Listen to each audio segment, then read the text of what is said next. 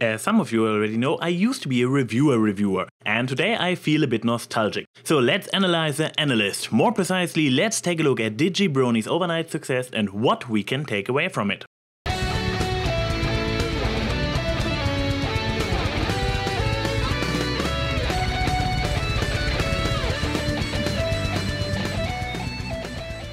Hello out there, this is TheAnYPony and welcome to the show. Today I want to share my thoughts on DigiBrony's success. I have been following successful internet personalities like Total Biscuit, Doug Walker, Yahtzee and the Angry Video Game Nerd for years now. In addition, my real-life profession is centered around marketing, media and presentation. Consequently, I observed the rise of the Digi with great interest and awe, and I was lucky enough to be there from his very early beginnings. Believe it or not, when I first saw one of his videos, I had more subs than he did. But by the time he joined my podcast only a few weeks later, he had already surpassed me. I spent quite some time with Brony Curious, a few other analysts and Digi himself trying to figure out how he did it. How he managed to become the biggest MLP analyst within 4 months, and in less than a year one of the biggest personality-centered MLP YouTubers, only a few hundred subs behind Saberspark. So, based on observations by me and people I talked to, the knowledge and understanding of media I gathered throughout my studies, and insights many big-name internet video producers agree on, I present my list of success factors for YouTubers, from most important to least important, showcased on the case of DigiBrony. I am not going with the more tension-creating countdown because this is not supposed to be a top list, but rather a tool explaining what you should focus on and what not. Number 1. Luck. Or to phrase it a bit more scientifically, circumstances beyond one's control that work out in his or her favor. And by saying luck is Digi's most important success factor, I most certainly don't intend to belittle his achievements. On the contrary, I believe, for all the reasons I'm going to address later, that he would have been successful eventually even without having luck. But the fact that he got recognized by the right people early on and he became one of the first analysts making it to EQD ever, that played a big part in his rapid ascent, and it was far beyond his direct control. Now, for everybody who feels a bit downcast from hearing that it is a question of luck to have success, I have good news. It may be true that the rapid success is not possible without luck in real life as on the internet, but you can still improve your chances. Digi had been an unnoticed analyst for years, but when he decided to make videos instead of written reviews and also became a YouTube partner, he instantly skyrocketed. Number 2. Character.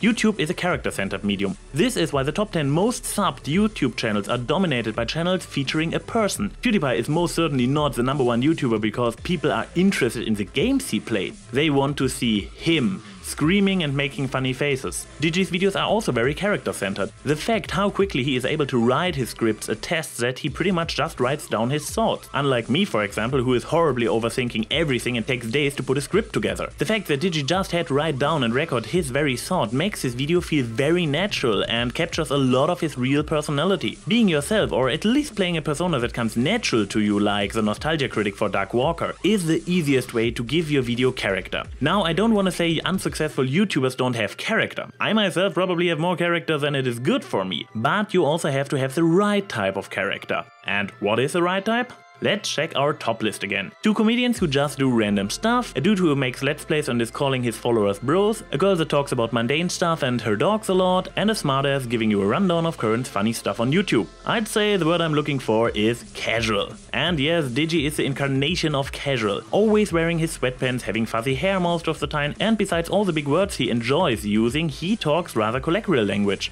Very sophisticated and challenging shows, on the other, who do have an audience as well and can be successful if they hit all the other factors, like for example the Idea channel, but sadly they'll never reach the top. Number 3. Consistency. An audience wants to know what to expect from you. If every video you make is a completely different format, even people who consider one of your videos the best thing ever are less likely to sub because they don't want to dig through all the other stuff you make on the off chance to find another gem. I myself already stretched my luck as hell with all my completely different sub-segments on my channel, and that is probably one of the reasons why I am less appealing for many people to subscribe. What about Digi? Nearly all his videos on his main channel are centered on MLP analysis. He has a few sub-segments as well, but their biggest difference is the focus of his analysis, be it an episode, a general concept, or some meta stuff. He outsources all his other content to other channels. Sadly for him, the success did not carry over there, but it sure helped his main channel. Number 4. Regularity. Optimal case, an official weekly schedule. Monday and Wednesday new analysis video, Friday let's play night, something like that. Or even better, daily releases like Total Biscuit manages it most of the time. Admitted, Digi is not so active with new content at the moment, but when a channel has built up enough momentum and content, it actually keeps on growing nevertheless. Just look at Saberspark and Paleo. Even during their months of hiatus, their channels kept growing. But when you've just started out and don't have a big library of videos to show off, regularity is essential. An important related fact that is far too easy to get wrong. Try to spread your content as evenly over time as possible. If you have a good week and manage to produce 3 videos at once, don't release them all at the same time. I know how tempting it is to upload a new video right away and see people's reaction, but as long as the topic is not extremely current, do yourself a favor and wait. Viewers are likely to either get oversaturated when you release too much at once, or are disappointed if you can't keep up this pace. By spreading your content over different days on the other hoof, you may acquire the holy grail of YouTube success, making your videos part of the viewer's monthly, better weekly or even daily routine. When Digi started out, he managed to pump out his review of the newest episodes every week on the same day the episode first aired. What also plays into the next factor. Number 5. USP. This stands for unique selling proposition. You have to have something that is special about you. This is of surprisingly little importance because without all the factors above, you might be able to create an unbelievable, unique hit video, but end up with only a fraction as many subs. And only subs give you long-term success on YouTube. So what USP has Digi that sets him apart from all the other analysts? I was able to identify 2 aspects so far. Throughout the later season 3, he was the first to deliver an elaborate video review on the newest episode every week. This is one of the strongest USPs possible. Having constantly the pole position on a current topic is basically unbeatable. Digi's second big USP are his observations on MLP, videos in which he deviates from the standard of analyzing an episode, but instead analyzes the world and characters in general. Digi simply talks about something original. Striking proof for the power of originality? Just look at his top videos. The good news, that kind of USP is rather easy to emulate. Just look at TheAnYPony's top videos, Paleo's, or even mine. But one aspect that is absolutely vital in regards to finding your USP: don't just imitate somebody else. Not only does this contradict the whole idea of unique selling proposition, it also does not work. Who is supposed to watch you when all you do is imitate Digi? People who enjoy Digi already got Digi. They don't need you. It has been the same a few years back when the angry video game nerd first became popular. Everybody tried to emulate his success by imitating him. For a while the internet was swamped with angry video game reviewers, but nearly all of them vanished as rapidly as they appeared without leaving any notable impression, while James Russell is still active and successful.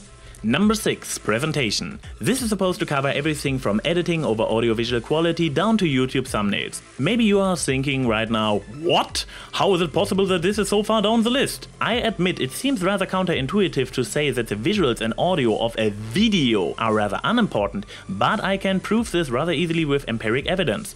Digi himself already explained on multiple occasions that he does not enjoy video editing and as a consequence only does the very minimum necessary to still look appealing. An admitted very well designed OC that barely moves, a presentation area that often enough only features still frames and pictures, and his famous neutral colored backgrounds. And once more to the top YouTubers. Okay, Smosh has pretty amazing visuals, but they're also good in all the previously mentioned factors, so it is only logical that they are on top. But PewDiePie and Jenna Marbles, the number 2 and 3 most subbed YouTubers, both do even less editing than Digi. And even so Ray William Johnson shows a decent amount of editing in Equals 3, his editing is nothing compared to what Corridor Digital does. And he still has more than 4 times as many subs and is even increasing his lead over them. You see, pretty visuals are only valuable as an extra to give your show a special something, but they are absolutely no necessity. They may even work against you. As I learned in my communication classes, all non-verbal signals the speaker sends out should focus to emphasize the message, otherwise they might turn into distractions. Since Digi's videos are all about him talking, he pretty much nailed that with his minimalism.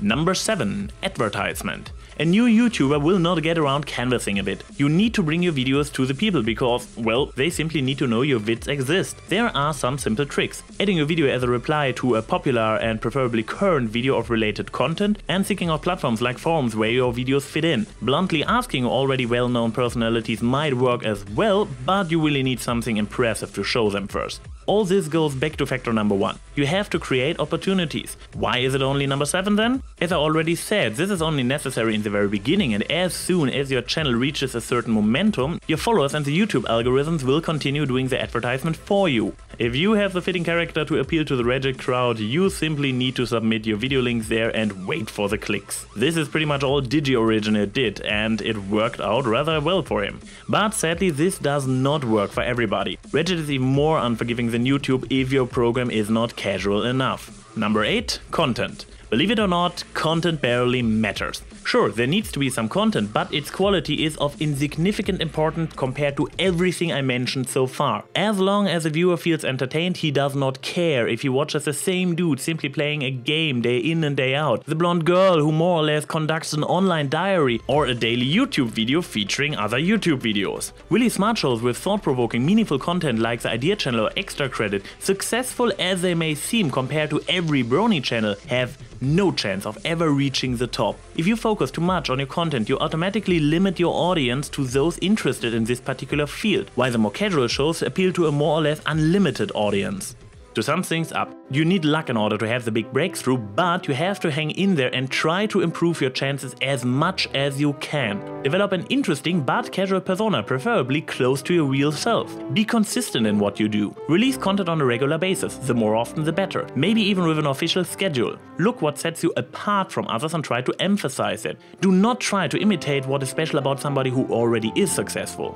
Less is more, especially when you are going into analysis. The presentation works best just supporting everything else. Promote the hay out of your videos until your channel got enough momentum to sustain itself popularity-wise. Pick a content you like that is compatible with all above and don't overthink it. Just try keeping it casual if you're going for the mainstream instead of niche success. One last but very important advice that helps you to succeed with all these points and, as paradoxical as it sounds, at the same time renders them pointless. Be passionate about what you do. If you enjoy making videos, sharing your opinion, seeing the viewer's reaction, your videos will more or less automatically develop character, consistency, regularity and a certain something. Advertising, presentation and finding content will not be bothering for you, and your overall chances increase drastically as a consequence. Wanting to become famous is fine and a good motivator, but it must not be your driving force. If you are not doing this out of passion, I can almost guarantee you will crash and burn. But if you are a very passionate person like Digi or Brony Curious, if maybe you originally only made a few videos just for fun like The Nerd, if you are really invested in the content you talk about like Yahtzee and Total Biscuit, or if you simply enjoy creating an entertaining show like Smosh or Duck Walker, then you will overcome struggles and obstacles. Hang in there even if things don't go well for a while. Become better in what you do, and when you eventually become successful, this is just the cherry on top of what has already been a great experience for you. This is the TheAnYPony saying see you soon.